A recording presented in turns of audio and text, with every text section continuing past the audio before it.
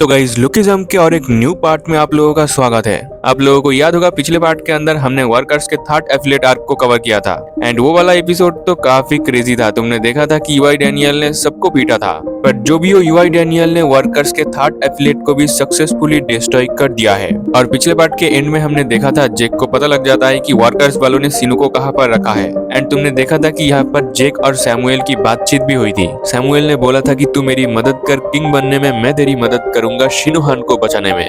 तो गाइस अब यहाँ से ही शुरू होता है द समिट मीटिंग आर्क, जिसके शुरुआत में ही हम देखते हैं अपने लिटिल डैनियल को जो अपने घर पहुंच चुका है एंड बंदा आज काफी ज्यादा थक चुका है क्योंकि आज उसके साथ बहुत कुछ हुआ है। उसने अपने दोनों बॉडी के ही अंदर आज काफी ज्यादा फाइट किया है। सो बंदा इस टाइम यही कह रहा था कि यार ऐसा लग रहा है मेरा बॉडी टूट चुका है। साथ में उसकी मुलाकात आज लोगन से भी हुआ, जिससे उसे पता चल गया कि लोगन ने स्कूल को छोड़ दी है और 4 मेजर क्रू को ज्वाइन कर लिया है। और लोगन इस टाइम गो के साथ काफी ज्यादा क्लोज है, तो ऐसा लगता है कि शायद वो उसका सीक्रेट फ्रेंड है जो गो ने मुझे भी पूछा था बनने के लिए। तुम्हें याद होगा फर्स्ट एफिलिएट के अंदर गो ने पूछा था बिग डैनियल को ये बात। अब देखो गाइस, डैनियल ने गो के हरकतों को देखा है फोर्थ एफिलिएट के अंदर भी और थर्ड एफिलिएट के अंदर भी, तो वो सोचता है कि ये गो कर क्या रहा है, क्या ये सच में चेयरमैन चोई के साइड में है या नहीं। साथ में हम देखते हैं डैनियल का परफेक्ट बॉडी साइड में ही सो रहा था, जिसे देखकर बंदा अपने मन में सोचता है कि सच में सोते हुए मैं एक बच्चा जैसा लगता हूँ। बट उसे ये बिलीव ही नहीं हो रहा है कि उसका ये वाला बॉडी उस टाइम मूव कैसे कर रहा था। बंदे को अब भी लगता है कि शायद वो ड्रग्स के वजह से हुआ होगा। जो भी हो डैनियल यही कहता है कि यार मुझे अभी तक मेरे 2 बॉडी सीक्रेट के बारे में पता ही नहीं चला। वैसे तो मेरे मन में बहुत सारे सवाल है, लेकिन खैर उन सभी चीजों को अब छोड़ते हैं क्योंकि फाइनली अब थर्ड एफिलिएट खत्म हो चुका है, तो मुझे भी अब चलना चाहिए। हालांकि गो और लोगन ने अपने साथ वीवी और जाओलोंग को ले गया है, फिर भी कोई बात नहीं, मैंने पहले ही कुछ वीवी कुकीज को चुरा लिया था। हमें पता लगता है कि जब लिटिल डैनियल को पहली बार पता चला था कि इन कुकीज के अंदर ड्रग्स है, तो उसी टाइम उसने कुछ कुकीज को चुरा के अपने पॉकेट में रख लिया था एंड अभी वो ये सब चीज लेके जा रहा है स्टीव के पास। तुम्हें पता होगा स्टीव ने ही लिटिल डैनियल को फोर्सफुली थर्ड एफिलिएट के अंदर जासूसी करने भेजा था। तो बंदा इस टाइम अपने मन में यही कहता है कि यही वो कुकीज है जो थर्ड एफिलिएट छुपाने की ट्राई कर रहा था। एक बार मैं इनको मिस्टर स्टीव को दे दूंगा, उसके बाद मेरा काम खत्म हो जाएगा। बट इस टाइम जाते जाते लिटिल डैनियल किसी से टकरा जाता है और ये कुकीज नीचे गिर जाती है एंड इससे पहले डैनियल इन कुकीज को उठाए उससे पहले कोई और इन कुकीज को उठा लेता है। हम देखते हैं कि ये जो हुडी वाला बंदा जिसने इन कुकीज को उठाया है उसको एक्चुअली में पता है कि ये कुकीज वीवी कुकीज है, जो देखकर तो लिटिल डैनियल बड़ा हैरान होता है कि इसको ये चीज कैसे पता। वहीं पर हुडी वाला बंदा कहता है कि ये कुकीज तेरे हाथ में नहीं बल्कि उसके हाथ में होना चाहिए था, इसी वजह से मैं उससे मिलने आया था। तो बता तू इन कुकीज के साथ क्या कर रहा है। डैनियल तो थोड़ा डर के मारे पीछे भागने लगता है। ये बंदा कहता है कि कहा जा रहा है, मेरे बातों का जवाब दे। एंड गाइस हम देखते हैं कि ये हुडी वाला बंदा और कोई नहीं डीजी है। लिटिल डैनियल तो इसे देखकर बड़ा शॉक होता है कि डीजी ये यहाँ पर क्या कर रहा है। और गाइस तुम्हें याद होगा पीटीजे एंटरटेनमेंट आर्क के अंदर डीजी मिला था बिग डैनियल से और उस टाइम डीजी ने बिग डैनियल से कहा था कि 4 मेजर क्रू को यूनाइट कर। तो इस टाइम लिटिल डैनियल अपने मन में सोचता है क्या ये बंदा यहाँ पर मुझसे मिलने आया है, लेकिन एक मिनट, ये बंदा तो चार्ल्स चोई के लिए काम करता है, फिर तो मुझे इससे वीवी कुकीज को लेना ही होगा क्योंकि मुझे ये स्टीव को देना है। डैनियल कहता है क्या मुझे ये कुकीज वापस मिल सकता है। डीजी कहता है नहीं, क्योंकि मैं यहाँ पर आया हूँ इसी को ही लेने के लिए। डैनियल कहता है कि ये मेरे कुकीज है तो तुम्हें क्यों चाहिए। ये कहते हुए बंदा सोफिया के सीक्रेट टेक्निक को यूज करके डीजी से ये कुकीज छीनने की कोशिश करता है, लेकिन डैनियल छीन नहीं पाता क्योंकि डीजी काफी फास्ट है। और अभी ना डीजी डैनियल से चिपक जाता है और फिर वो लिटिल डैनियल के बॉडी के काफी जगह पर हाथ लगाता है। लिटिल डैनियल कहता है कि साले तू क्या करने की कोशिश कर रहा है, क्या तू मेरी इज्जत लूटने की कोशिश कर रहा है। यार मैं ऐसा इंसान नहीं हूँ। अब देखो डीजी वो करने की कोशिश तो नहीं कर रहा था, वो बस यहाँ पर चेक कर रहा था। एंड अभी डीजी कहता है कि मैंने तुझे पहचान लिया, तू डैनियल पार्क है ना। ये सुन के तो लिटिल डैनियल बड़ा शॉक होता है कि इसने मुझे कैसे पहचान लिया, जबकि मैंने अपने वेट को काफी हद तक लूज कर लिया है। ऊपर से मैं कभी भी अपने मोटे वाले शरीर के अंदर डीजी से नहीं मिला हूँ, तो इसका तो कोई सवाल ही नहीं उठता कि वो मेरे इस बॉडी को पहचान ले। अब देखो बंदे के बात में दम तो है, लेकिन जो भी हो डीजी कहता है कि तूने अभी Sophia style secret weapon use किया है ना, क्या इसका मतलब अलेक्जेंडर सोफिया। लिटिल डैनियल तो ये देखकर शॉक होता है कि ये सोफिया को भी जानता है। एंड अभी डीजी कहता है कि हाँ मैं समझ गया, तूने उन लोगों के साथ टीम अप कर लिया है, फिर तो ये बढ़िया है, चल ये ले तेरा वीवी कुकीज। एंड टेंशन मत ले, तू जिन लोगों के साथ काम कर रहा है मैं बहुत जल्दी तेरे उन पार्टनर से मिलने वाला हूँ। लिटिल डैनियल सोचता है एक मिनट, डीजी तो काम करता है चार्ल्स चोई के लिए, फिर तो उसे ये वीवी कुकीज लेके चले जाना चाहिए था, लेकिन ये मुझे मुझे वापस क्यों दे रहा है? अब देखो डैनियल के मन में बहुत सवाल है, लेकिन डीजी के पास उतना टाइम नहीं है। डीजी कहता है कि तू पहले से काफी डिफरेंट लग रहा है, तूने अपने वेट को लूज किया है और अपने मिशन को भी कंप्लीट कर लिया है, सच में बहुत बढ़िया। इसके लिए मुझे तेरे को रिवॉर्ड देना चाहिए था, लेकिन अभी मुझे यहाँ से जाना होगा क्योंकि कोई मुझे फॉलो कर रहा है। और तू ये चीज किसी को बताइयो मत कि हम दोनों आज मिले थे। इसके बदले मैं तुझे अपना नंबर दे देता हूँ, कुछ टाइम बाद तू मुझे कॉल कर लियो। उस टाइम मैं तुझे सभी सीक्रेट बता दूंगा जो तू जानना चाहता है। ये कह के डीजी यहाँ से जाने लगता है एंड लिटिल डैनियल उसे रोकने की ट्राई करता है,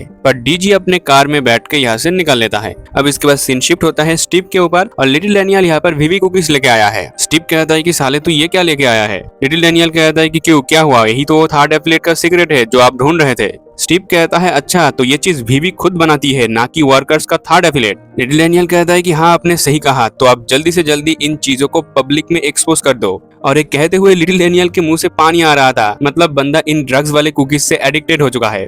खैर स्टीव कहता है कि मैं इन चीजों को एक्सपोज नहीं करूंगा। लिटिल डैनियल कहता है कि ऐसा क्यों, ये तो ड्रग्स है। स्टीव कहता है देख बच्चे, मैं 4 मेजर क्रू को डिस्ट्रॉय क्यों करना चाहता हूँ? ऐसा इसलिए क्योंकि मैं बेसिकली चार्ल्स चॉय को पेलना चाहता हूँ, और तुझे पता है ये सभी कुकीज वीवी बनाती है। तो अगर मैंने इन सब चीजों को एक्सपोज कर दिया तो मैं वीवी के डैड यानी टी ग्रुप से पंगा ले लूंगा, जो मैं बिल्कुल नहीं चाहता। लिटिल डैनियल कहता है कि फिर जो मैंने इतनी मेहनत की वो सब बेकार चला गया। ये सब सुन के तो यहाँ पर सोफिया रो रही थी, क्योंकि डैनियल को ट्रांसफॉर्म करवाने में उसकी मेहनत बहुत ज्यादा थी। डैनियल अपना कपड़ा उतार के कहता है कि देख लो तुम्हारे काम के चक्कर में मेरा बॉडी का हालत क्या हुआ है, और तुम कह रहे हो कि ये सब ऐसे ही बेकार में चला गया। लेकिन जो भी हो, डैनियल ने यहाँ पर काम कर दिया तो उसके हिस्से का जो पैसा है वो उसे मिल जाता है। और डैनियल कहता है कि हाँ अब मुझे अच्छा लग रहा है। स्टीव कहता है मैं तुझे ये पैसे इसलिए दे रहा हूँ क्योंकि तू कैपेबल है, मैं तुझ पर भरोसा कर रहा हूँ। आगे हम लोग साथ मिलकर और भी एथलीट को डिस्ट्रॉय करेंगे। डैनियल कहता है कि हाँ वो सब तो ठीक है, लेकिन क्या मुझे वो कुकीज वापस मिल सकते हैं? स्टीव कहता है कि साले तुझे लत लग चुकी है इस चीज का। एंड आगे स्टीव कहता है कि इन पैसों को एक ही बार में उड़ा मत देना, क्योंकि सेकंड एफिलिएट में जाने में ये पैसा तुझे काम आएगा। जो भी हो, नोट का एक गड्डी यहाँ पर लिटिल डैनियल सोफिया को भी देता है। इसके बाद ये तीनों यहाँ पर बैठ जाते हैं खाना खाने के लिए। एंड खाते खाते ये लोग यही डिस्कस कर रहे थे कि गो ने जो वीवी और जाओलोंग को ले गया है उनके साथ वर्कर्स वाले क्या करेंगे। स्टीव कहता है देख वर्कर्स का चेयरमैन टप तो है, लेकिन मेरे को नहीं लगता कि वो वीवी और जाओलोंग के साथ कुछ गलत करेंगे। शायद वो उन दोनों को ही वापस चाइना भेज देंगे। एंड गाइस तुम देख पा रहे हो कि ठीक ऐसा ही हुआ है। हमारा जाओलोंग इस टाइम व्हील चेयर में बैठा हुआ है और उसके पीछे वीवी है। और वीवी कहती है कि देखा जाओलोंग, मैंने बोला था ना कि अगर हम डैड को बता देंगे हमारे रिलेशनशिप के बारे में तो कुछ भी दिक्कत नहीं होगी, पर हाँ हमें हमेशा के लिए यहाँ पर ही रहना होगा। और अभी ये दोनों एक दूसरे से आई लाइक यू और आई लाइक यू टू कहते हैं। वीवी तो ये सुन के बहुत ज्यादा खुश होती है कि जाओलोंग ने उसे आई लाइक यू टू कहा है। और अभी जाओलोंग कहता है कि मिस वीवी, क्या आप मेरे लिए एक ब्लैंकेट ले आ सकते हो? वीवी दौड़ते हुए जाती है ब्लैंकेट लेने के लिए और यही कहती है कि जब मैं वापस आऊं तो तुम यहाँ पर ही रहना। लेकिन गाइस जिस मोमेंट वीवी अंदर जाती है उसी टाइम यहाँ पर जाओलोंग का मास्टर आ जाता है। ये वही बंदा है जिसने जाओलोंग को लड़ना सिखाया था।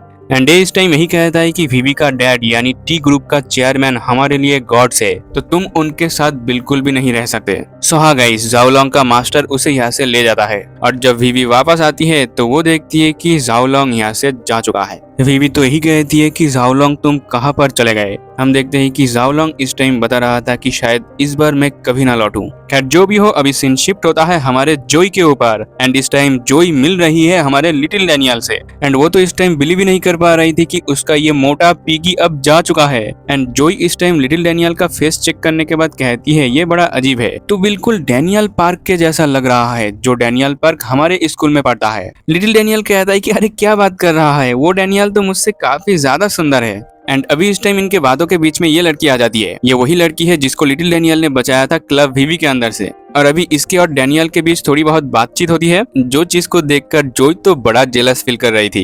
लिटिल डैनियल इससे यही पूछता है कि क्विज टीवी पर तेरा स्ट्रीम अच्छा चल रहा है ना, और तू कैसी है? ये लड़की भी कहती है कि हाँ सब कुछ बढ़िया चल रहा है और मैं जा रहा हूँ, बाद में तुम्हें मैसेज कर दूंगा। ये लड़की तो यहाँ से चली जाती है, लेकिन जोई बड़ा हैरान होती है इस चीज को देखकर कि लिटिल डैनियल अब और भी लड़कियों से बात करना शुरू कर चुका है। जोई तो गुस्सा हो जाती है लिटिल डैनियल के ऊपर कि तू लड़कियों के साथ घुमा मत कर। डैनियल कहता है कि हम लोग तो ऐसे ही रैंडमली एक क्लब के अंदर मिले थे और मैंने वहाँ पर मजे मजे में ड्रग्स भी कर लिया था। जोई भी लाइक क्या तूने उसके साथ ड्रग्स भी किया है? अब देखो गाइस, सीन अब शिफ्ट होता है हमारे ओजी हॉस्टल गैंग के ऊपर। हम देखते हैं सैली पार्क को और उसे इस टाइम पता चलता है कि जाओलोंग और वीवी एक दूसरे से प्यार करते हैं।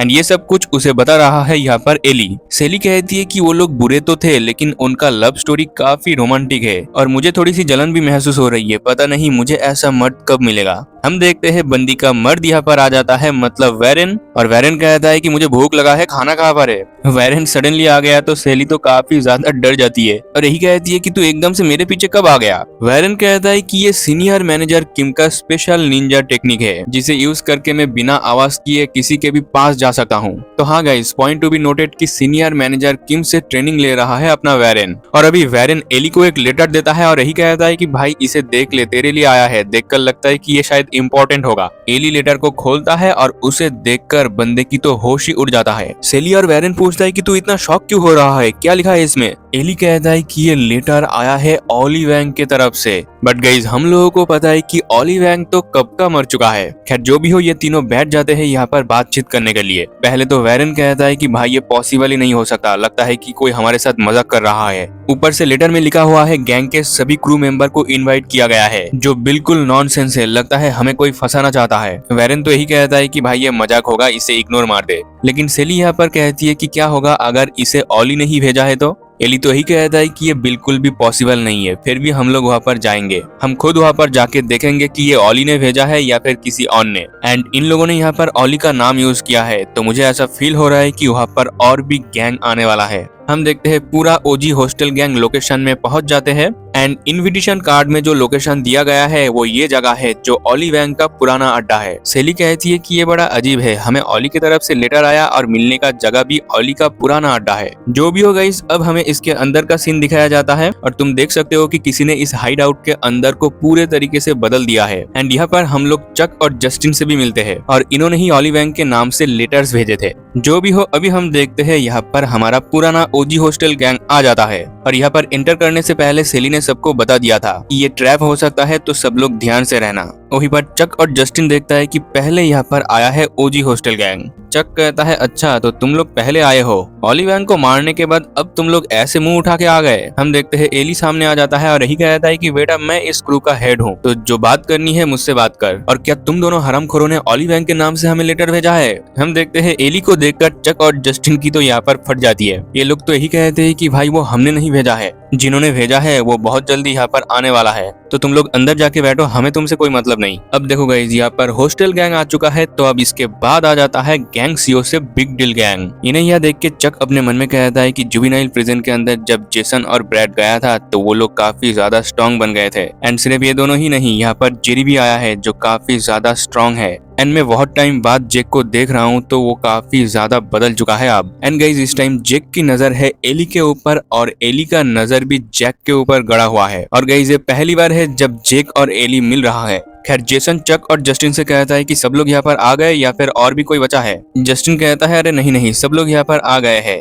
और जो आखिरी गैंग है वो वहाँ पर बैठा है, गॉड डॉग गैंग। और तुम्हें पता है कि गॉड डॉग गैंग में सिर्फ एक ही बंदा है, अपना जोहान। जो भी हो गाइस, हम देखते हैं गैंग डोंग से आ चुका है हॉस्टल गैंग, गैंग सीओ से आ चुका है बिग डील गैंग और गैंग बग से आ चुका है God dog gang. And in तीनों गैंग को आज एक ही जगह पर देख के चक और जस्टिन को तो यह बिलीव ही नहीं हो रहा था। लेकिन सब लोग यहाँ पर आ चुके हैं, तो अब यहाँ पर वो आएगा जिन्होंने इन सभी को यहाँ पर आज बुलाया है। चक यही कहता है कि जिन्होंने तुम लोगों को यहाँ पर बुलाया है वो बहुत जल्दी आने वाला है। इसे सुनकर तो जेरी सीधा जाके चक के सामने खड़ा हो जाता है। क्या वो तू ही है जिसने ऑली वैंग का नाम यूज करके जेक को यहाँ पर बुलाया है? देख भाई, अगर ये कोई मजाक हुआ तो तू बहुत पिटने वाला है आज यहाँ पर। लेकिन चक तो यही कहता है कि भाई ये कितना बड़ा है। एंड गाइस तुम देख सकते हो कि जेरी के पीछे इस टाइम कोई खड़ा है जो जेरी से भी हाइट में बड़ा है और उसे देखकर चक ये बात बोल रहा है। जेरी सीधा पीछे घूमता है और पूछता है कि अब तू कौन है? ये बंदा कहता है मेरा नाम है मैंडियोक बैंग। और गाइस ये बंदा वर्कर्स के जनरल वाइस चेयरमैन है। साथ में हम देखते हैं सैमुअल भी यहाँ पर आया है, जो इस टाइम वर्कर्स के 4th और 3rd एफिलेट का प्रेसिडेंट है। और सैमुअल कहता है कि यार मैंने कभी नहीं सोचा था कि जेरी ऊपर देख के किसी के साथ बात करेगा। ऐसा इसलिए क्योंकि जेरी का हाइट बहुत लंबा है ना। खैर जेक यहाँ पर कहता है मैं समझ गया कि वर्कर्स वालों ने हमें यहाँ पर बुलाया है, लेकिन क्या आज भी वर्कर्स का चेयरमैन फोन के पीछे छुप के हमसे बात करेगा? बंदे ने ये बोला और वर्कर्स का चेयरमैन खुद ही यहाँ पर आ जाता है और यही कहता है कि तुम लोग गलत हो। मैं थोड़ा शर्मीला हूँ, लेकिन ये पहली बार होगा जब मैं अपना चेहरा तुम सबके सामने दिखा रहा हूँ। वैसे तो मैं अपना चेहरा किसी को दिखाता नहीं हूँ, लेकिन आज मुझे करना पड़ेगा। और आई एम सॉरी कि ऑली वैंग का नाम यूज करके मैंने तुम लोगों को यहाँ पर बुलाया, बट जो भी हो मैं अपने आप को इंट्रोड्यूस करता हूँ तुम लोगों के सामने। मैं ही वो बंदा हूँ जिन्होंने तुम सबको इनविटेशन भेजा था।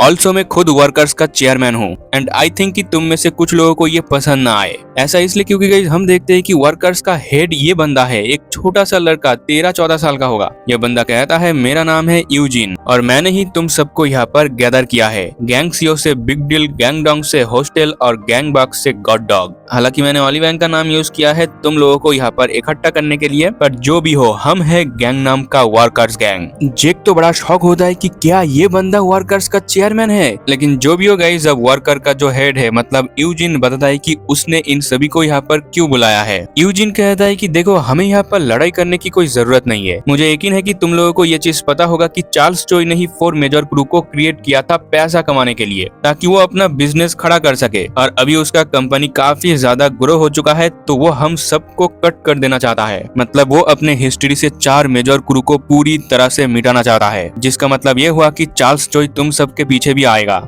उसे पैसों से इतना प्यार है कि वो अपने सक्सेस के लिए लोगों को भी मार सकता है और वो अब हम सबके पीछे पड़ा है, तो तुम सब खतरे में पड़ने वाले हो। लेकिन हाँ, हम वर्कर्स वाले तुम्हें प्रोटेक्ट कर सकते हैं क्योंकि हमें चार्ल्स चोई के वीकनेस के बारे में पता है। आगे यूजिन कहता है कि मैं तुम लोगों के साथ काम करना चाहता हूँ ताकि हम सब मिलके चार्ल्स चोई को खत्म कर पाए। एंड ऑफ कोर्स मुझे पता है कि तुम लोग मुझे फ्री में हेल्प तो बिल्कुल नहीं करोगे, तो हाँ मैंने तुम सबके लिए यानी हर एक क्रू के लिए 1 बिलियन वॉन प्रिपेयर करके रखा है। मतलब गाइस समझ रहे हो ये वर्कर वाले कितने अमीर है, वो हर एक क्रू को 8 करोड़ देने के लिए तैयार है। पर जेसन यहाँ पर कहता है कि तुम्हारा डील तो काफी बढ़िया है, लेकिन तुम वर्कर्स वाले हमसे मदद इसलिए मांग रहे हो क्योंकि तुम हमसे डरते हो। यूजिन कहता है अरे नहीं नहीं, ऐसा लगता है कि पैसों को देखकर तुम लोग कंफ्यूज हो चुके हो, तुम्हें कोई गलत फहमी हुई होगी। हम लोग यहाँ पर तुमसे नहीं डरते हैं, हम तो बस यहाँ पर ताकतवर लोगों को एकजुट कर रहे हैं चार्ल्स चोई के खिलाफ जंग छेड़ने से पहले। तो क्या तुझे अब समझ में आया? एंड गाइस आई थिंक ये वही जंग है जिसके बारे में पिछले पार्ट में गो बात कर रहा था। खैर आगे यूजिन कहता है कि बिग डील गैंग वालों, तुमने थर्ड एफिलिएट के अंदर काफी दिक्कतें क्रिएट की थी, पर अभी मैं उन सब चीजों को छोड़ देता हूँ। आज मैं ये फिर से कंफर्म करना चाहता हूँ कि बिग डील और वर्कर के बीच रिलेशनशिप क्या है। तो मैं तुमसे फिर पूछता हूँ, क्या बिग डील गैंग वाले वर्कर्स के साथ है या नहीं? जेरी तो यहाँ पर चिल्ला के मना करने वाला था, बट जेक कह देता है कि हाँ हम लोग तुम्हारे साथ है। अब देखो गाइस, जेक वर्कर्स वालों का साथ तो नहीं देना चाहता, पर वो ऐसा कर रहा है सिर्फ और सिर्फ सीनू के लिए। उसे याद आता है कि थर्ड एफिलिएट के अंडरग्राउंड में जो सैमुएल के साथ उसकी बातचीत हुई थी। सैमुएल ने बोला था ना कि तू मेरी मदद कर किंग बनने में, तू मेरी मदद कर, मैं तेरी मदद करूंगा शिनू हान को छुड़ाने में। तो इसी वजह से जेक कहता है कि हम लोग वर्कर्स के साथ काम करने के लिए रेडी है। सैमुएल भी यहाँ पर स्माइल करते हुए कहता है कि तुम लोगों ने काफी अच्छा डिसीजन लिया है बिग डील गैंग वालों। यूजिन भी ताली बजाते हुए कहता है कि बहुत बढ़िया, अब हम लोग एक साथ है। अब इसके बाद नेक्स्ट है हॉस्टल गैंग, क्या तुम लोग हमारे साथ काम करने के लिए रेडी हो? हम देखते हैं सेली यहाँ पर पूछती है एली से कि हमें क्या करना चाहिए। एली तो यही कहता है कि पैसों से हम पागल नहीं बन सकते, ये लोग बस हमें यूज करना चाहते हैं इनके बड़े प्लान में, और वैसे भी हॉस्टल एक फैमिली है, कोई क्रू नहीं। तो एली यहाँ पर कह देता है कि तुम्हारे इस गंदे खेल में हम हॉस्टल वाले बिल्कुल भी शामिल नहीं होंगे। इसे सुन के यूजिन कहता है अच्छा, तो हॉस्टल गैंग वाले अपने फैमिली को ऊपर रखते हैं पैसों से। वैसे मुझे पहले से ही लग रहा था कि तू ऐसा करेगा एली, लेकिन सच में यार तुम लोग तो एक नंबर के गधे हो। एंड गाइस एली की यहाँ पर बेइज्जती हो रही है तो वैरेन चढ़ जाता है यूजिन के ऊपर और यही कहता है कि साले मैं तेरे को अभी बताऊं कि कौन है गधा। यूजिन तो थोड़ा डर जाता है कि यार मैं बोल रहा था कि भाई तू थोड़ा संभाल के रहे। एंड गाइस हम देखते हैं कि वैरेन के ठीक पास में ही ये टोपी वाला बंदा आ जाता है। वैरेन तो बहुत ज्यादा शॉक होता है क्योंकि इसका प्रेजेंस उसे महसूस ही नहीं हुआ। ध्यान से देखने पर वैरेन को पता चलता है कि ये वर्कर्स का एक वीवीआईपी है। एंड गाइस अभी हमें इसका फेस दिखाया नहीं जाता, लेकिन वैरेन को क्या फर्क पड़ता है, वो तो सीधा इससे लड़ने के लिए रेडी हो जाता है। पर हाँ, सैली उसे रोक देती है। और गाइस अब सिर्फ एक ही गैंग बचा है और वो है गॉड डॉग गैंग, जिसमें सिर्फ है अपना जोहान। यूजिन जोहान से कहता है तू व्हाइट टाइगर जॉब सेंटर से आया है, तू गॉड डॉग गैंग को आज यहाँ पर रिप्रेजेंट कर रहा है ना? अब देखो गाइस, जोहान की तरफ आते हुए यूजिन अपने मन में यही सोच रहा था कि जोहान एक टाइम बॉम्ब की तरह है जो अपने मर्जी के हिसाब से काम करता है। पर जो भी हो, सब क्रू यहाँ पर मुझे मना कर दे, फिर भी आज मुझे जोहान चाहिए मेरे साथ, क्योंकि इसका सिर्फ और सिर्फ रीजन है उसका एबिलिटी। लेकिन यूजिन को पता है जोहान के साथ अलायंस बनाना उतना आसान नहीं होगा। हम देखते हैं यूजिन अपना हाथ बढ़ाता है जोहान की तरफ और यही कहता है क्या तुझे हमारे साथ ज्वाइन करना है? साथ में यूजिन अपने मन में ये भी कह रहा था कि कुछ भी हो जाए मुझे इसे अपना दुश्मन तो बिल्कुल नहीं बनाना है। लेकिन हाँ, जोहान यहाँ पर हाँ करे उससे पहले जेसन जेक से एक सवाल पूछता है कि जेक तुझे क्या लगता है कि जोहान हाँ बोलेगा या नहीं? जेक कहता है मेरे को लगता है कि वो शायद हाँ कर देगा, क्योंकि जोहन के अंदर अलायंस बनाने का कोई कॉन्सेप्ट नहीं है। या तुम उसके साथ हो या फिर तुम उसके साथ नहीं हो, फिर भी तुम उसके एनिमी रहोगे। अगर वो यहाँ पर वर्कर के साथ कोऑपरेट नहीं करता तो वो वर्कर के अगेंस्ट चला जाएगा। एंड थर्ड एफिलिएट के इंसिडेंट के बाद वो काफी ज्यादा स्ट्रॉन्ग बन चुका है। एंड यहाँ पर वेरन भी एली से यही पूछ रहा था कि तुझे क्या लगता है, जोहन वर्कर्स को ज्वाइन करेगा या नहीं। एली कहता है मुझे ऐसा नहीं लगता, वर्कर्स गैंग के पास पहले से ही बिग डील गैंग है, तो अब अगर जोहन भी उनके साथ ज्वाइन कर लेगा तो ये खतरा हो सकता है हमारे लिए, क्योंकि शायद ये तीनों क्रू मिलके हमारे ऊपर ही अटैक कर दे। जो भी हो, हम जोहन के ऊपर आते हैं और जोहन यहाँ पर वर्कर्स गैंग वालों को हाँ बोले उससे पहले वो यहाँ पर एक सवाल पूछता है। जोहन कहता है कि मुझे ड्रग्स के बारे में जानना है जो थर्ड एफिलिएट वाले पुंगसन में सप्लाई करते थे। यूजिन कहता है मेरे को पता है कि तू आगे चल के भी इसका जवाब ढूंढता रहेगा, तो मैं अभी तुझे वो बता देता हूँ। यूजिन कहता है कि वो ड्रग्स का बिजनेस मैंने और वीवी ने एक साथ शुरू की थी। इसे सुनते ही जोहन सीधा अटैक करने आ जाता है यूजिन के ऊपर। बंदा तो यहाँ यूजिन को पंच मार ही देता, लेकिन फ्यू सेकंड पहले वो रुक जाता है और यही कहता है कि मैं सिर्फ और सिर्फ यहाँ पर इसीलिए आया था, लेकिन तुझे क्या लगता है कि तू मुझे रिक्रूट कर लेगा? भाड़ में गई तेरी ये गैंग। मैं यहाँ पर आया हूँ गैंगनम के वर्कर्स, गैंगसियोक के बिग डील, गैंगडोंग के हॉस्टल, इन सभी के सामने तुझे पीट पीट के मारने के लिए। पर यूजिन कहता है कि भाई मैं यहाँ पर हूँ, ये काफी अजीब है, मैं पूरे टाइम तेरे साइड में खड़ा था लेकिन तू सामने क्यों देख रहा है? वैसे तू जब व्हाइट टाइगर जॉब सेंटर में काम कर रहा था तो मैंने तेरे बारे में कुछ पता किया था और मुझे पता चला कि तेरी आंखें भी तेरी मॉम की तरह खराब हो रही है, तुझे सही से नहीं दिखाई दे रहा है ना जोहान? इसे सुन के तो जेक बड़ा शॉक होता है। इवन सैमुअल कहता है कि अबे साला ये देख नहीं सकता। इवन एली भी यहाँ पर बड़ा शॉक था। और गाइस हमें पता है कि जोहन की आंखें खराब हो रही है, ये बात जेक को पता थी, लेकिन अब यहाँ पर सबको पता चल चुका है। यूजिन यहाँ पर जोहन से कहता है कि भाई मेरे को लगा था तेरी एक आंख खराब है, लेकिन ऐसा लग रहा है कि तू अपने दोनों आंख से हाथ धो बैठा है। और तूने अभी क्या कहा, तू मुझे मारेगा? मैं चाहूँ तो तुझे अभी यहाँ पर पेल सकता हूँ। अब इसके बाद यूजिन सबको ये चीज क्लियर करके बताता है कि जोहन की आंखें कमजोर हो रही है, ठीक उसके मॉम की तरह। लेकिन ये बहुत ही मजेदार है क्योंकि गॉड डॉग गैंग को सब इसीलिए रेस्पेक्ट करते थे बिकॉज उसमें सिर्फ और सिर्फ जोहन था, लेकिन अब उसकी आंखें खराब हो रही है तो अब उसका फाइटिंग का क्या होगा? आगे यूजिन कहता है कि मैंने सोचा था हर एक क्रू के लिए 1 बिलियन वॉन काफी होंगे बिग डील गैंग को छोड़ के, क्योंकि वो लोग पहले से ही मेरे साथ है। और मुझे ये भी अंदाजा लगा था कि हॉस्टल गैंग हमें ज्वाइन नहीं करेंगे चाहे मैं उनको कितना भी पैसा क्यों ना दूं।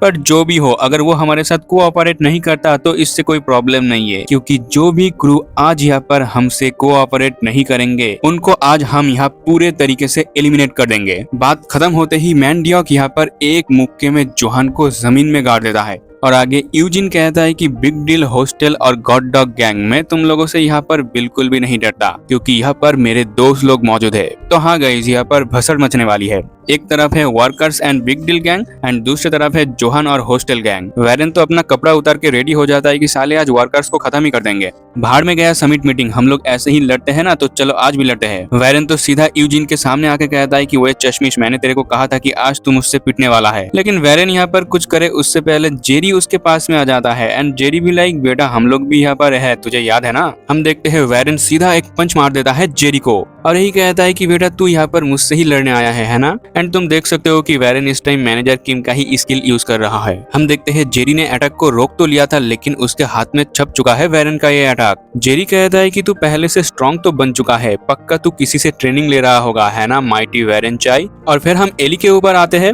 एली यहाँ डेरिक और मैक्स से कहता है कि बिग मामा को प्रोटेक्ट करो, यानी सेली को। ऐसा इसलिए गाइस क्योंकि तुम देख सकते हो जेसन और ब्रैड इस टाइम चढ़ चुका है डेरिक और मैक्स के ऊपर, पर डेरिक और मैक्स इनके अटैक को ब्लॉक कर लेता है। इस पर जेसन कहता है कि भाई टेंशन मत ले, हम लोग लड़कियों के ऊपर हाथ नहीं उठाते। इसके बाद हम आते हैं एली के ऊपर और उसके साथ लड़ने के लिए इस टाइम रेडी हो चुका है अपना जेक। जेक कहता है कि तू ही एली जैंग है ना? मुझे ये बिल्कुल पसंद नहीं आया जिस तरह से तू मुझे देख रहा था, तो चल इस टाइम मैं तुझे कुछ मैनर सिखाने वाला हूँ। ये कह के ही जेक एक पंच थ्रो करता है एली के ऊपर, जो एली डॉज कर लेता है। एंड जेक इस टाइम बता रहा था कि मैंने गन से सुना है कि तू काफी ज्यादा इम्प्रेसिव बंदा है, बट अभी जो मैं तुझे पीटने वाला हूँ उसके लिए बुरा मत मानना, क्योंकि मैं ये सब कर रहा हूँ मेरे बिग डील गैंग के लिए। हम देखते हैं एली जेक का कॉलर पकड़ के सीधा उसके ऊपर चढ़ जाता है और यही कहता है कि क्या तुझे देखना है कि गन मुझे इम्प्रेसिव क्यों बुलाता था? जेक अपने मन में कहता है कि ये तो काफी अलग है, मेरे को तो बिल्कुल नहीं पता था कि इसे जुजुत्सु भी आता है। लेकिन हाँ मुझे इतना तो पता चल चुका है कि ये इस टाइम एक जंगली के तरह लड़ रहा है और अभी हमने देखा कि एली जेक के ऊपर चढ़ चुका है। तो इसी मौके का फायदा उठा के सैमुअल एली के सर पर चढ़ के इन दोनों को ही एक लात मार के जमीन में गाड़ देता है, जिससे इनडायरेक्टली इन दोनों की यहाँ पर किस हो जाती है, जो देख के सैली यहाँ पर शर्माने लगती है। खैर सैमुअल कहता है कि एली जैंग मैंने तेरे बारे में बहुत सुना है, लेकिन क्या तू सुनना चाहेगा कि गन मुझसे इम्प्रेस क्यों नहीं हुआ था। एली कहता है कि शायद मुझे आइडिया हो रहा है कि तू गन को इम्प्रेस क्यों नहीं कर पाया था, बिकॉज तू एक टूल है। ये बोलते हुए ये दोनों एक दूसरे के अंडों पर अटैक करता है। अब देखो यहाँ पर ये सब देख के जेक अपने मन में सोचता है कि यार हम 4 मेजर क्रू एक साथ है, बट हम लोग फिर से एक दूसरे के साथ फाइट कर रहे हैं। क्या पूरे टाइम यूजी नहीं चाह रहा था या फिर इसका कोई और सीक्रेट प्लान है। जो भी हो जेक अपने मन में सोचता है कि जोहान के बारे में जो हमें पता चला वो सच में काफी शॉकिंग है और देखकर ऐसा लगता है कि सिर्फ यहाँ पर हॉस्टल गैंग ही है जो फाइट कर सकते हैं। खैर दूसरी तरफ हम देखते हैं जोहान को, जिसने मैनडियोक के ऊपर एक अपर कट पंच मारा है, जो देख के जेक अपने मन में सोचता है कि ये लौंडा सही से देख नहीं पा रहा, फिर भी क्या ये अपने इंस्टिंक्ट के जरिए फाइट कर रहा है। हम देखते हैं जोहान ने जो पंच मारा था वो बेसिकली मैनडियोक ने अपने मुट्ठी से ही रोक लिया है और मैनडियोक भी कहता है कि भाई मैं तुझसे काफी ज्यादा डिसअपॉइंट हुआ हूँ। अदर साइड जेसन और ब्रैड काफी इजीली मैक्स और डेरिक को हैंडल कर रहा था। इसके बाद जेरी और वेरन के ऊपर आते हैं हम लोग। वेरन कहता है कि चल जल्द से जल्द इसे खत्म करते हैं, पर जेरी कहता है कि नहीं मैं बिजी हूँ। एंड आखिर में हम लोग एली और सैमुअल के ऊपर आते हैं। इन दोनों ने ही अपने कपड़े फाड़ दिए है कि चल आजा फाइट करेंगे। हम देखते हैं जेक इन सभी फाइट को एनालाइज कर रहा था। वो कहता है कि यार हम लोग और वर्कर्स वाले पहले ही ये फाइट जीत चुके हैं, इसलिए मैं फाइट के बीच में नहीं कूदूंगा, यहाँ पर बैठ के देखूंगा। लेकिन मुझे समझ में नहीं आ रहा है कि ये बंदा कौन है जो मेरे साइड में बैठा हुआ है। ये तो वर्कर्स से ही है, लेकिन ये लड़ क्यों नहीं रहा। खैर जो भी हो जेक कहता है कि कुछ भी हो जाए आज तो गॉड डॉग गैंग वाले और हॉस्टल गैंग वाले गए। एंड तुम देख सकते हो कि मैनडियोक ने लगभग जोहान को बेहोश कर ही दिया है। पर गाइस अभी ना यहाँ पर जोहान की मदद करने के लिए एक बंदा कूद के आता है, जो मैनडियोक के मुंह पर एक पंच दे मारता है। एंड हम देखते हैं कि ये बंदा और कोई नहीं अपना जैक है। जैक कहता है कि जोहान मैं यहाँ पर आया हूँ तुझे बचाने के लिए। जोहान कहता है कि साले मैंने तुझसे मदद थोड़ी ना मांगी है और मैंने तुझे कहा ना कि मैं वापस नहीं जाऊंगा। साले तू मुझे यहाँ पर बचाएगा, तुझे क्या लगता है कि तू काफी स्ट्रांग है मुझे बचाने के लिए। तू इन लोगों से बिल्कुल भी लड़ नहीं सकता, तो स्टूपिड मत बन, यहाँ से निकल जा। जैक कहता है कि जोहान मैं जानता हूँ मैं कमजोर हूँ। और गाइस ये कहते हुए जैक का शक्ल तुम लोग देखो एक बार। जैक अपने मन में ही कहता है कि मुझे अंदर से काफी गर्मी महसूस हो रही है, शायद इसका भी कोई मोड ऑन हो गया होगा। जैक की ऐसी हालत देख के जेक अपने मन में सोचता है कि भाई ये लौंडा पागल हो गया है क्या, ये लड़ेगा इस मोटे गैंडे से। हम देखते हैं कि जेक ये सोच ही रहा था, तभी उसके तरफ कोई बहुत तेजी से दौड़ के आता है एंड वो आके सीधा एक ही किक में जेक को दीवार में चिपका देता है और यही कहता है कि मैंने बोला था नेक्स्ट टाइम जब मैं आऊंगा तो मैं सबके अटेंशन ग्रैब करके जाऊंगा। तो हाँ तुम समझ ही गए होंगे कि ये वास्को है और वास्को ने ब्रेक डेक के फॉरबिडन स्किल नंबर 5 को यूज किया है जेक के ऊपर। हालांकि जेक ने इस अटैक को ब्लॉक तो कर लिया है, पर जेक बड़ा सरप्राइज है कि ये पिछली बार से काफी ज्यादा स्ट्रॉन्ग हो चुका है। हम देखते हैं हमारा लेजेंड वास्को भाई फुल रेडी है फाइट के लिए और वास्को से इसकी भाई बेहोश मत होना, क्योंकि अभी भी 4 अटैक बाकी है। अब तुम लोगों को लग रहा होगा कि हमारे जे हाई स्कूल के लौंडे लपाटे यहाँ पर कैसे आ गए। तो बेसिकली यूजिन ने इनको इन्विटेशन भेजा था। यूजिन ने इन्विटेशन भेजा था बन नकल ग्रुप को। यूजिन कहता है कि मैं तुम लोगों के लिए ही वेट कर रहा था, बन नकल ऑफ सेंट्रल सियोल। मैंने तुम लोगों को इन्विटेशन तो भेजा था, लेकिन मुझे उम्मीद नहीं थी कि तुम लोग यहाँ पर आओगे। पर जो भी हो यहाँ आके तुम लोग हॉस्टल गैंग की मदद कर रहे हो, तो ऐसा लगता है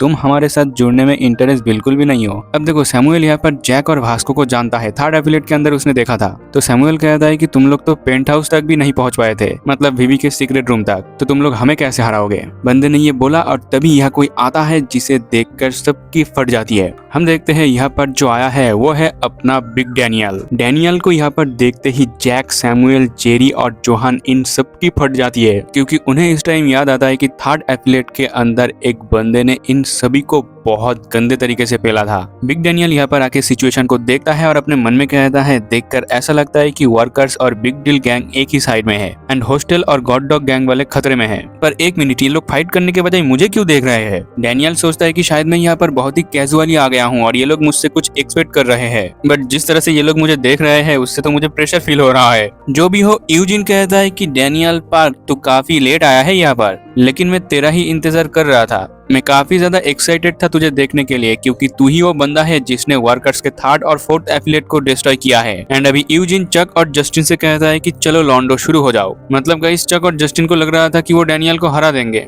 इन्हें वो टाइम याद आता है जब ये लोग पहली बार भिड़े थे एंड फर्स्ट टाइम जैसे इन्होंने अटैक किया था डैनियल के ऊपर, ठीक वैसे ही ये लोग फिर से अटैक करता है इस टाइम। जस्टिन पीछे से आके डैनियल को दबोच लेता है और चक अपना नी देके मारता है डैनियल के मुंह पर, लेकिन हम देखते हैं डैनियल खुद को स्पिन करता है एंड वो एक ही अटैक में इन दोनों को ही निपटा देता है, जो देख के वर्कर्स वाले तो काफी सरप्राइज होता है कि भाई वाह क्या अटैक था। अब देखो डैनियल जब अपने यूआई मोड में था तब उसने अपने ये मूव्स दिखाए थे, बट अभी तो वो यूआई मोड में नहीं है, फिर वो ये अटैक कॉपी कैसे कर पा रहा है? ऐसा इसलिए क्योंकि तुम्हें याद होगा कि डैनियल का जो ओरिजिनल बॉडी था वो वहां पर ही मौजूद था और उसने सभी अटैक को काफी अच्छे से देखी थी। हालांकि वो अपने ओरिजिनल बॉडी के अंदर वो सभी मूव को कॉपी नहीं कर पा रहा था, लेकिन वो अपने इस बॉडी के अंदर वो कर सकता है। तो बिग डैनियल कहता है कि मैं यहाँ पर मदद करने वाला हूँ होस्टल और गॉड डॉग गैंग की। खैर दूसरे साइड हम आते हैं सैमुअल और एली के ऊपर एंड ये दोनों एक दूसरे के ऊपर मत्था देके मार रहा था। ऊपर से इन दोनों ने एक दूसरे का बाल भी पकड़ के रखा है। एली कहता है कि कम ऑन शो ऑफ, क्या तुझे मुझसे फाइट नहीं करनी है क्या? ऐसा लगता है कि तू अपने आप को होल्ड बैक कर रहा है किसी वजह से,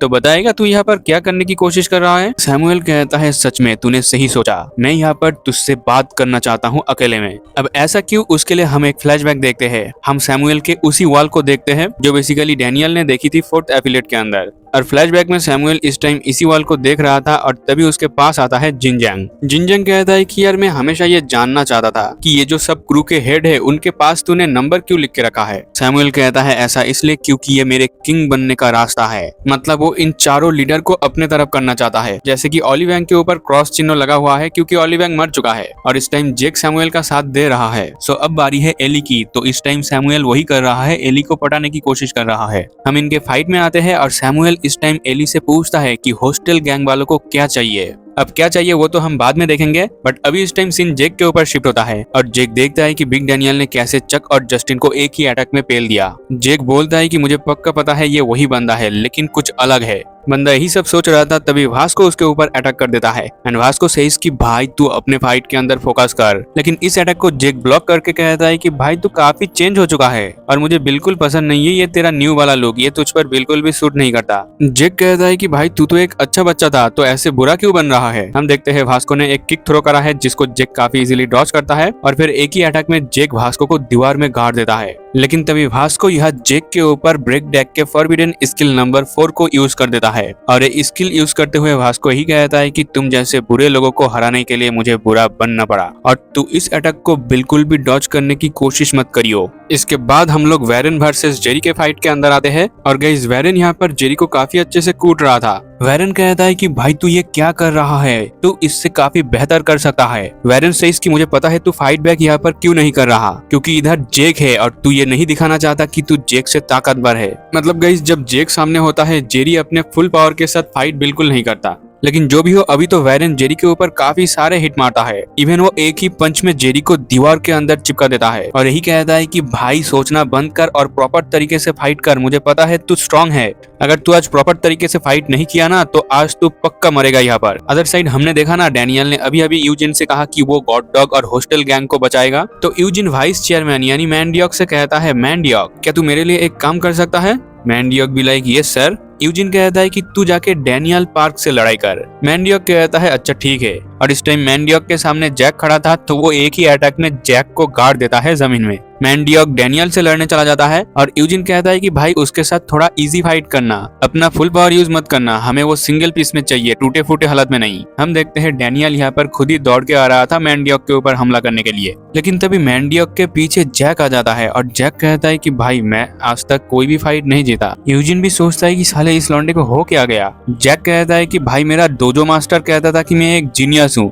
लेकिन मैं कैसा जीनियस हूँ, मैं तो हमेशा पिटता रहता हूँ। एंड गाइस इस टाइम फ्लैशबैक के अंदर हमें जैक के सारे फाइट दिखाया जा रहा था एंड सच में वो आज तक कोई फाइट जीता ही नहीं। जैक कहता है कि यार मैं एक बॉक्सर हूँ लेकिन मैं कभी कोई फाइट जीता ही नहीं, फिर मैं काहे का बॉक्सर हूँ। मैनडियॉक तो सीधा इसके मुंह पर एक मुक्का मार के इसे उड़ा देता है, लेकिन हम देखते हैं कि जैक मार खाने के बाद फिर से आ जाता है और कहता है कि भाई क्या मैं सच में एक बॉक्सर हूँ। मैनडियॉक तो सीधा इसके मुंह पर और एक पंच मार के इसे उड़ा देता है, लेकिन जैक फिर आ जाता है और यही कहता है कि यार मैं कभी जीता ही नहीं। मैनडियॉक तो फिर से इसके मुंह पर एक घुसा मारता है कि साला ये कैसा अजीब इंसान है। बट गाइस जैक फिर आ जाता है एंड वो स्पिन करते करते इस टाइम मैनडियॉक के ऊपर एक सक्सेसफुली हिट लॉन्च करता है, जो देख के डैनियल बड़ा शॉक होता है क्योंकि उसे याद आता है कि ये तो वो अटैक है जो मैं अपने यूआई मोड में यूज करता हूँ, लेकिन जैक ने तो ये अटैक कभी देखा ही नहीं, फिर उसने ये कैसे किया। हम देखते हैं मैनडियॉक फिर से जैक के ऊपर एक पंच थ्रो करता है, लेकिन जैक यहाँ पर गिरता नहीं, वो भी फाइट बैक करता है और जैक इस टाइम कहता है कि यार मुझे समझ में आ गया है कि मैं बार बार हारता क्यों हूँ। मैंने काफी सोचा इसके बारे में कि मैं हारना कैसे बंद कर सकता हूँ और मुझे सवाल का जवाब मिला जो काफी सिंपल है, और वो ये है कि फाइट करते समय मुझे सब कुछ भूलना होगा। और जो मैं अटैक करूंगा उसके अंदर मुझे इमोशन डालना होगा। मतलब गाइस इतने टाइम से जैक रूल्स के हिसाब से बॉक्सिंग करते आया है, लेकिन अभी उसे समझ में आ गया है कि इन लोगों के खिलाफ लड़ने के लिए उसे बॉक्सिंग के रूल्स को पीछे छोड़ना होगा। एंड इस टाइम यूजिन भी काफी इंप्रेस हुआ है जैक से, और वो इस टाइम जैक का नाम भी पूछता है। जैक अपना नाम बताता है कि मैं हूँ जैक ली। एंड गाइस तुम देख सकते हो इसके आंखों की तरफ, लगता है कि इसका भी कोई मोड ऑन हो गया है। खैर जो भी हो, अभी तो हम देखते हैं हमारे हरामखोर डैनियल को, जो पीछे से अटैक करने आता है यूजिन के ऊपर। यूजिन भी इस अटैक को नोटिस कर लेता है। डैनियल अपने मन में कहता है कि हमें यहाँ पर एक दूसरे के साथ फाइट करने की जरूरत नहीं है, मैं सिर्फ एक अटैक करूंगा इसके ऊपर और सब कुछ खत्म हो जाएगा। बट गाइस डैनियल ऐसा कर नहीं पाता, क्योंकि ये जो टोपी वाला बंदा है जिसका फेस अभी तक रिवील नहीं हुआ है, ये डैनियल को हवा में ही रोक देता है एक किक मार के। पर हम देखते हैं डैनियल ने इसके अटैक को ब्लॉक कर लिया है, और डैनियल सोचता है कि ये लौंडा कहाँ से आ गया। यूजिन भी कहता है कि भाई मैं सरप्राइज हूँ, मुझे नहीं लगा था कि तू इस अटैक को ब्लॉक कर पाएगा। वैसे तो मैं मैंडियोक को बोलने वाला था, लेकिन तू संभाल ले इसको। तो हाँ गाइस, अभी असली टेस्ट शुरू होने वाला है, और गाइस डैनियल अब इस टोपी वाले बंदे से लड़ने वाला है। पर बिग डैनियल अपने मन में कहता है कि मैं फील कर सकता हूँ यहाँ के सबसे स्ट्रॉन्गेस्ट बंदा यही है। वही यूजिन इस टाइम डैनियल पार्क के बारे में बता रहा था कि ये बंदा जे हाई स्कूल में पढ़ता है एंड सोशल मीडिया में काफी जाना माना इन्फ्लुएंसर भी है, और ये बंदा जिसके साथ रहता है उसका नाम भी डैनियल है। एंड यही जानकारी मुझे इसके बारे में पता है, इससे ज्यादा मुझे और कुछ नहीं पता इसके बारे में। जो भी हो, यूजिन कहता है कि ठीक है, अब देख लेंगे कि ये कितना ज्यादा स्ट्रॉन्ग है। हम देखते हैं ये टोपी वाला बंदा एक किक थ्रो करता है डैनियल के ऊपर, जो डैनियल काफी आराम से ब्लॉक कर लेता है। इसके बाद हम आते हैं मैंडियोक के ऊपर, और मैंडियोक से अभी भी जैक पिट रहा है। यूजिन कहता है कि यार मैंने इसका नाम पहले कभी सुना नहीं, ये कहाँ से आया है। हम देखते हैं जैक यहाँ पर बार बार मार खा रहा है। एंड अभी जैक मैंडियोक से पूछता है कि भाई तू हर बार मेरे चेहरे पे क्यों हिट कर रहा है। खैर जो भी हो गाइस, अभी यहाँ पर इनकी भसड़ और भी आगे बढ़े उससे पहले हमें कुछ बताया जाता है। बेसिकली हमें यूजिन के बारे में बताया जाता है। हमें इस टाइम स्कूल का सीन दिखाया जाता है जहाँ पर सभी लोग लंच कर रहे थे, एंड यहाँ यूजिन भी बैठा हुआ था, जो कहता है कि यार तब से लेके 3 साल हो चुका है जब मैंने और चार्ल्स चोई ने मिलकर 4 मेजर क्रू को क्रिएट किया था। एंड अभी चार्ल्स चोई काफी बड़ा बिजनेसमैन बन चुका है। इवन इस काम में उसके 10 जीनियस ने भी मदद की है। लेकिन हाँ, इस खेल का असली हीरो तो गन और गो है। वही दोनों हमेशा चार्ल्स को प्रोटेक्ट करते थे। जब भी चार्ल्स चोई को किसी से खतरा हुआ है, गो और गन ने ही उसे हमेशा बचाया है। बट हाँ, थैंक यू फॉर प्रोटेक्टिंग मी, क्योंकि तुम दोनों मेरे गो और गन हो। तुम दोनों उनके ही जैसे स्ट्रॉन्ग हो, तो क्या तुम दोनों मुझे हमेशा प्रोटेक्ट करोगे ना। मैंडियोक कहता है कि ऑफ कोर्स। एंड इस टाइम प्रेजेंट टाइम में हम आते हैं जैक वर्सेस मैंडियोक के फाइट में। यूजिन कहता है कि इस टाइम मेरा गन लड़ रहा है इससे, लेकिन गाइस तुम देखो जैक यहाँ पर कोई बॉक्सिंग नहीं यूज कर रहा है, वो डार्टी बॉक्सिंग यूज कर रहा है। अब देखो बॉक्सिंग एक जेंटलमैन का स्पोर्ट है, तो यहाँ पर तुम बॉडी के निचले हिस्सों में अटैक नहीं कर सकते। लेकिन जैक को जब मौका मिल रहा है, वो मैंडियोक के पैर पर भी पंच मारता है, जिससे मैंडियोक का बैलेंस यहाँ पर बिगड़ जाता है, और फिर जैक इसका सर पकड़ के इसे एक हेडबट देके मारता है। लेकिन अभी मैंडियोक एक ही पंच में जैक को उड़ा देता है। हम देखते हैं जैक घूमते हुए जाके जोहान के मुंह के ऊपर पैर रखता है, और फिर वापस घूम के आता है एंड मैंडियोक के सर पर एक जोरदार हिट मारता है। और गाइस जैक जो इस टाइम कर रहा है ना, वो बॉक्सिंग के बिल्कुल खिलाफ है। मैंडियोक कहता है कि भाई जो तू कर रहा है ना, वो बॉक्सिंग के रूल के बिल्कुल खिलाफ है। जैक कहता है कि इससे मुझे घंटा फर्क पड़ता है, मैं तो ऐसे ही फाइट करूंगा। एंड गाइस इस टाइम ना जैक से फाइट करते करते मैंडियोक भी काफी ज्यादा इरिटेट हो चुका है, और अब वो सीरियसली लड़ने वाला है। यूजिन कहता है कि भाई क्या तू सीरियसली लड़ने वाला है उसके साथ। वैसे ऐसा करने की जरूरत नहीं है, क्योंकि जैक तो पास हो चुका है। अब यूजिन यहाँ पर किसकी बात कर रहा है वो तो मुझे नहीं पता। दूसरे साइड हम आते हैं जेक और वास्को के ऊपर, एंड वास्को इस टाइम ब्रेक डेक के फॉरबिडन स्किल नंबर 5 को यूज करने जा रहा है जेक के ऊपर। जेक कहता है अच्छा बेटा, तो और एक डेडली मूव, क्या तू पक्का श्योर है कि तू ये मुझ पर इस्तेमाल करेगा। वास्को कहता है कि ये तेरे जैसे लोगों को सबक सिखाने के लिए ही है। ये कह के बंदा अपना अटैक यहाँ पर लॉन्च कर देता है, लेकिन अटैक यहाँ पर लगे उससे पहले हम देखते हैं कि जेरी यहाँ पर आके बीच में ये अटैक रोक देता है। वो एक ही पंच में वास्को को यहाँ से उड़ा देता है। लेकिन तुम देख सकते हो कि वास्को का ये अटैक जेरी के ऊपर भी लगा है, उसके हाथ में छप चुका है। जेरी कहता है कि सॉरी मैं बीच में आ गया, मुझे लगा कि तू खतरे में है। जेक कहता है कि यार तूने क्या सोचा कि मुझे तेरी मदद चाहिए। यार नहीं, ऐसा नहीं है। पर जेक मन में कहता है कि वास्को ने मुझे काफी सरप्राइज किया। पर जेरी क्या तेरा हाथ ठीक है। जेरी कहता है कि मेरे को नहीं लगता कि ये वाला हाथ मैं कुछ टाइम के लिए यूज कर पाऊंगा। बट गाइस हमने देखा कि जेरी तो लड़ रहा था वेरन के साथ, तो वो यहाँ पर कैसे आ गया। उसके लिए हमें थोड़ी देर पहले क्या हुआ था वो बताया जाता है। हम देखते हैं वेरन यहाँ पर यही कहता है कि जेरी तू यहाँ पर प्रॉपर तरीके से लड़ नहीं पा रहा है क्योंकि जेक यहाँ पर है,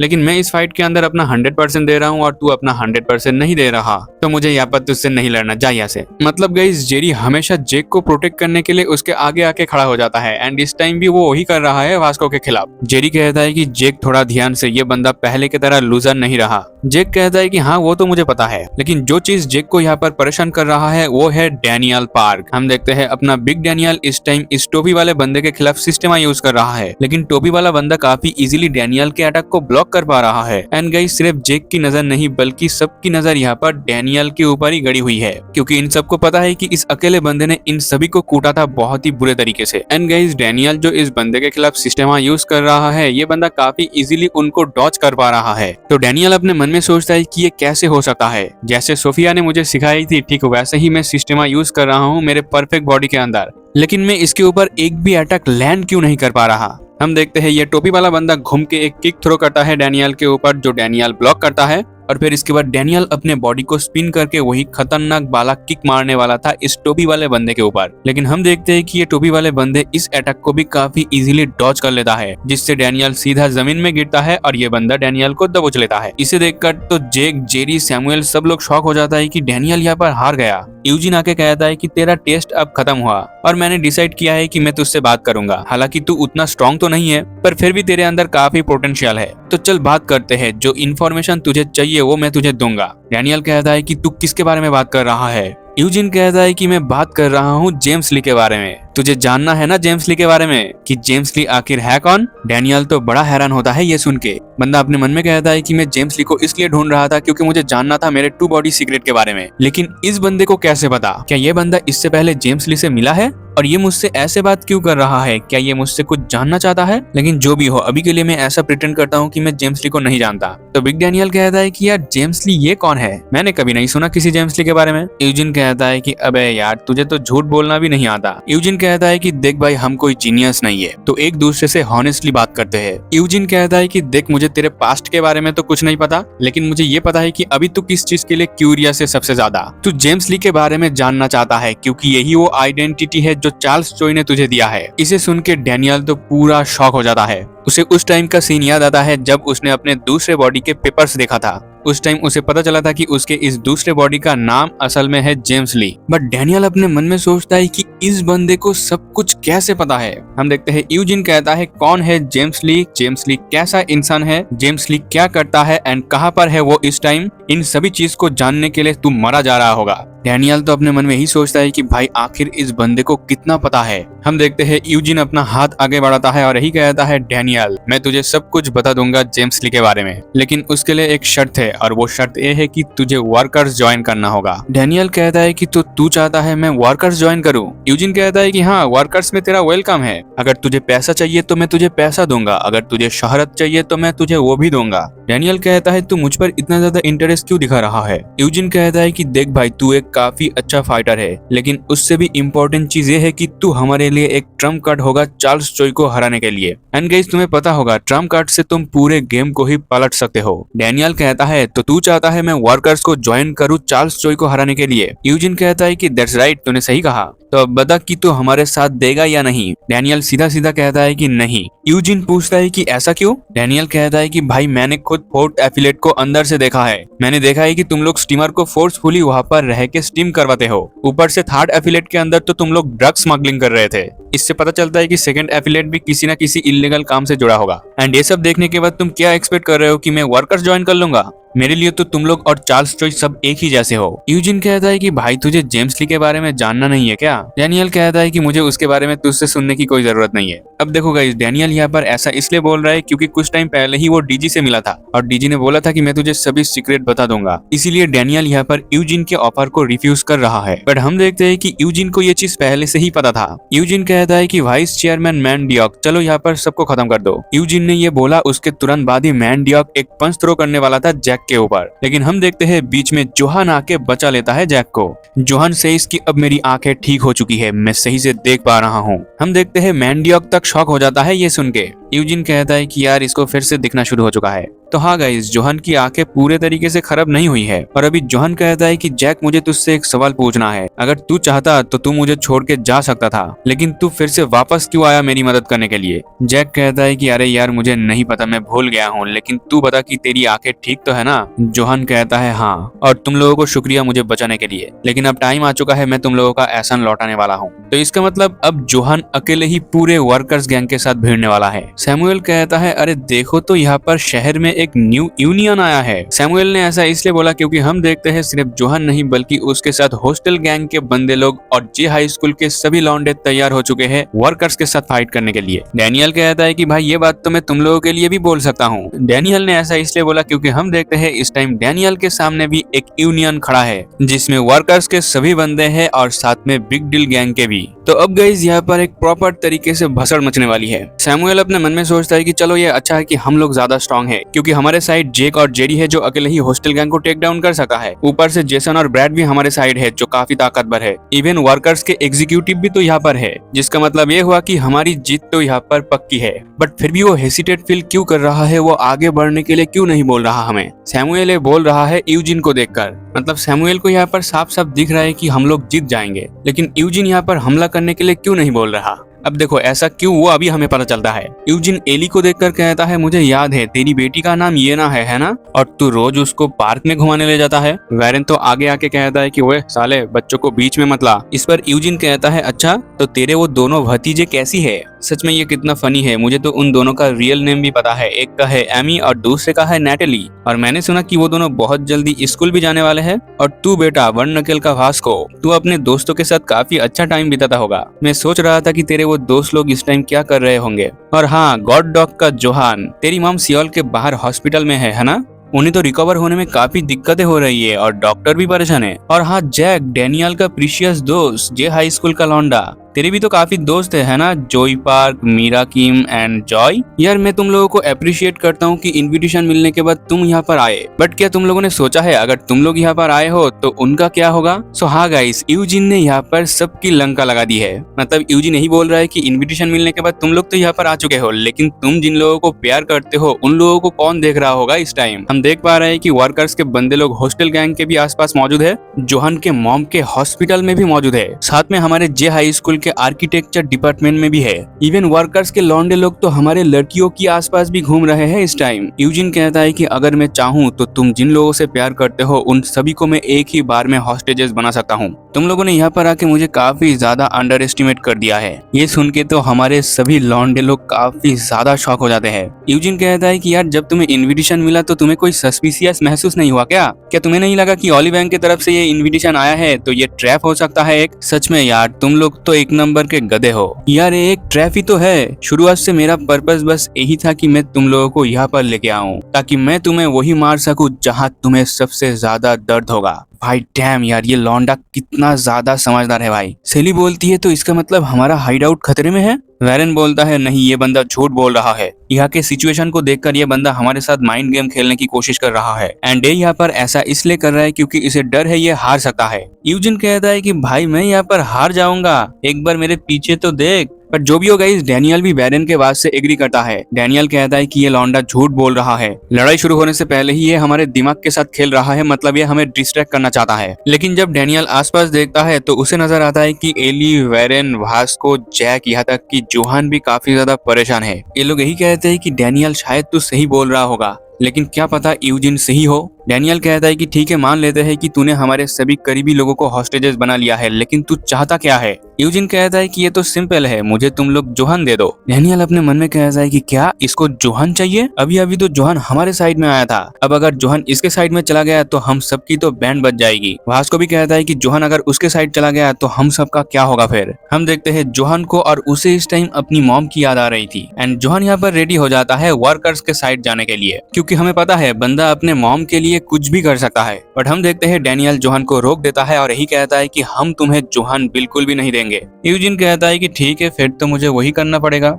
बट यूजिन का बात काट के डैनियल कहता है कि मैं तुझे जोहान तो नहीं दे सकता, लेकिन उसके बदले मैं ज्वाइन करूंगा वर्कर्स को, एंड तू अभी के अभी सभी हॉस्टेजेस को यहाँ से जाने दे। यूजिन कहता है ऑलराइट भाई, कोई दिक्कत नहीं। अब यहाँ पर समिट मीटिंग खत्म होता है और सब अपने अपने घर पहुंचते हैं। पहले तो हॉस्टल वाले यहाँ पर आके देखते हैं कि उनके बच्चे लोग यहाँ पर ठीक है। वास्को तो सीधा अपने आर्किटेक्चर डिपार्टमेंट में पहुंचता है और वो देखता है कि उसके लौंडे लोग सही है। जैक पहुंचता है अपने लड़कियों के पास और वो देखता है कि सब लड़कियां भी ठीक है। आखिर में जोहान अपने मॉम के पास पहुंचता है और उसकी मॉम भी यहाँ पर ठीक है। सीन वैरन के ऊपर शिफ्ट होता है और वैरन तो बड़े गुस्से में कहता है कि साला वो यूजिन हमसे झूठ बोल रहा था। मतलब यूजिन ने बोला ना कि तुम्हारे सभी करीबी लोगों के पास हमारे बंदे लोग घूम रहे हैं, लेकिन ये लोग यहाँ पर आके देख रहे हैं कि उनके करीबी लोग तो सभी सेफ है। खैर अभी सीन शिफ्ट होता है, हम देखते हैं सैमुअल को और सैमुअल इस टाइम कार चला रहा था। एंड सैमुअल सेज कि मिस्टर चेयरमैन साहब, आपने आज बहुत बढ़िया काम किया, पर मेरे पास एक सवाल है आपके लिए। वहाँ पर साफ साफ दिख रहा था कि अगर हम लोग फाइट करते तो हम लोग जीत जाते, लेकिन अब उस सिचुएशन में खड़े क्यों थे? यूजिन बोलता है क्योंकि मुझे लगा कि वहाँ पर कुछ मजा आएगा। और अभी यूजिन कहता है कि सैमुअल, मेरे पास भी एक सवाल है तेरे लिए। तू जब एली से फाइट कर रहा था तब तू एली के साथ क्या बात कर रहा था? सैमुअल कहता है कि अरे आपको शायद गलतफहमी हुई होगी, मैं तो आपके लिए काम करता हूँ, मैं अपने काम में बेच दूंगा। और तुम देख सकते हो कार में इस टाइम वो टोपी वाला बंदा भी बैठा हुआ है। यूजिन सैमुअल से कहता है कि आगे चल के हम दोनों को एक दूसरे के ऊपर और भी भरोसा करना होगा। सैमुअल कहता है कि हाँ सर, मैं आपका भरोसा जीतने के लिए कुछ भी करूंगा। और बाय द वे मैं काफी ज्यादा सरप्राइज हूँ कि आपने उन सबको बेवकूफ बनाया। मुझे समझ नहीं आया कि आपके दिमाग में एकदम से वो आइडिया कैसे आया। मतलब गाइस वही आइडिया की बात हो रही है कि यूजिन ने बोला था ना कि तुम्हारे सभी करीबी लोगों के पास हमारे लौंडे लोग घूम रहे हैं, उसी की बात हो रही है। सैमुअल कहता है कि सर उस टाइम तो आपके बातें सुनकर तो मैं भी पागल बन गया था। यूजिन कहता है लेकिन सैमुअल, मैंने कब बोला कि मैं सबको वहाँ पर पागल बना रहा था? मेरे लाडले, मैंने वहाँ पर कोई झूठ नहीं बोला था। और गाइस तुम देख सकते हो इस टाइम मिस्टर चेयरमैन यानी यूजिन के कार के पीछे कितने सारे कार है। यूजिन कहता है कि मेरे सब लोग अपने अपने जगह पर स्टैंड बाई में खड़े थे, सिर्फ और सिर्फ मेरे कमांड का वेट कर रहे थे। अगर मैं बोलता तो वो लोग एक ही चुटकी में सबको हॉस्टेजेस बना लेते। पर जो भी हो, वर्कर्स में तेरा वेलकम है डैनियल पार्क। तो हाँ गाइस, डैनियल भी कार के अंदर बैठा हुआ है और तुम देख सकते हो कि बंदे को गोल्डन बैज मिला है। इसका मतलब वो अब वर्कर के सेकंड एफिलिएट का एक एग्जीक्यूटिव बन चुका है। और अभी यूजिन डैनियल पार्क को सेकंड एफिलिएट में ले आता है और यही कहता है कि आज से ये तेरा टेम्पोररी ऑफिस है, तू अब से यहाँ पर ही रहने वाला है। लेकिन गाइस तुम लोग एक बार बिग डैनियल का शक्ल देखो, उसको यहाँ पर बिल्कुल भी काम करते हुए अच्छा नहीं लग रहा। लेकिन जो भी हो, यूजिन यहाँ से चला जाता है और डैनियल अपने मन में ही कहता है कि मैंने इन लोगों को धोखा इसलिए नहीं दिया क्योंकि मेरे पास 2 बॉडी है, मैं जब भी चाहे मेरे बॉडी को स्विच कर सकता हूँ। तो मैं इन लोगों को यहाँ पर एक्चुअली में धोखा नहीं दूंगा। मेरे वर्कर्स के सेकंड एफिलिएट को ज्वाइन करने का सिर्फ एक ही रीजन है और वो ये है कि मैं अंदर रह के सेकंड एफिलिएट को अब डिस्ट्रॉय कर दूंगा। एंड गाइस इसी के साथ द समिट मीटिंग आर्क यहाँ पर खत्म होता है। अब देखो गाइस, लुकिज्म का स्टोरी हमने जब से शुरू किया है तब से ये स्टोरी काफी इंटेंस लेवल पे जा रही है। जब से 4 मेजर क्रू के बारे में हमें पता चला है तब से लेके आज तक हमने 3 मेजर क्रू को तो देख लिया है पूरे तरीके से। और लास्टली जो बचा है वो है वर्कर्स, जिनके 4 एफिलिएट है और उनमें से हमने 4th और 3rd एफिलिएट को देख लिया है कि उनमें क्या घटिया काम होता है। एंड डैनियल ने उनको डिस्ट्रॉय भी कर दिया है। अब डैनियल जा रहा है सेकंड एफिलिएट में, तो आई थिंक ये सेकंड एफिलिएट भी कोई गंदा काम से ही जुड़ा होगा और डैनियल अब इसको भी अंदर से खत्म करेगा। लेकिन गाइस उससे पहले नेक्स्ट वीडियो के अंदर कुछ चीजें रिवील होगी एंड नेक्स्ट एपिसोड के अंदर एक बंदा जेल से वापस आने वाला है एंड हमें नेक्स्ट वीडियो में जेम्स ली के सीक्रेट के बारे में भी बहुत कुछ पता चलेगा। खैर अभी के लिए तो ये वीडियो इतना ही। तुम लोग कमेंट में बताना कि वीडियो कैसा लगा और वीडियो अच्छा लगा तो प्लीज वीडियो को लाइक शेयर कर देना। एंड गाइस लुकिज्म के वीडियो बहुत ही लंबे होते हैं, उनके आर्क्स कवर करने में टाइम लगते हैं, रिकॉर्डिंग और एडिटिंग में टाइम चला जाता है, इसलिए लुकिज्म का वीडियो हफ्ते में एक ही आता है। आप लोग जो बोलते हो कि भाई नेक्स्ट वीडियो डाल दो, ऐसे नहीं हो पाएगा। ऐसा मैं कर पाऊंगा लेकिन उसके अंदर एक आर्क भी कवर नहीं होगा और लुकिज्म के आर्क को अगर तुम पूरे तरीके से नहीं समझोगे ना, स्टोरी तुम्हें पता ही नहीं चलेगा। सो इसलिए मैं कहता हूँ कि मुझे थोड़ा टाइम दो, मैं आपको लुकिज्म के स्टोरी बहुत अच्छे से समझाऊंगा। एंड स्ट्राइक के बाद तो तुम्हें पता ही है कि मेरी हालत कैसी है। मैं इस चैनल में इतना बड़ा लंबा वीडियो तो डाल रहा हूँ लेकिन इससे मुझे कोई भी पैसे नहीं मिल रहे। फिर भी मैं सुबह शाम ट्यूशन पढ़ाने के बाद भी टाइम निकाल के लुकिज्म के स्टोरी को रिकॉर्ड करता हूँ ताकि मैं आप लोगों को समझा सकूं। एंड अभी तक हमने 353 तक चैप्टर्स को कवर कर दिया है। एंड गाइस इसके बाद तो दिन ब दिन लुकिज्म का स्टोरी ऊपर ही उठेगा, नीचे नहीं गिरने वाला। यार जो भी हो, मैं मिलता हूँ आपके साथ नेक्स्ट वीडियो में। तब तक के लिए बाय बाय, सायोनारा।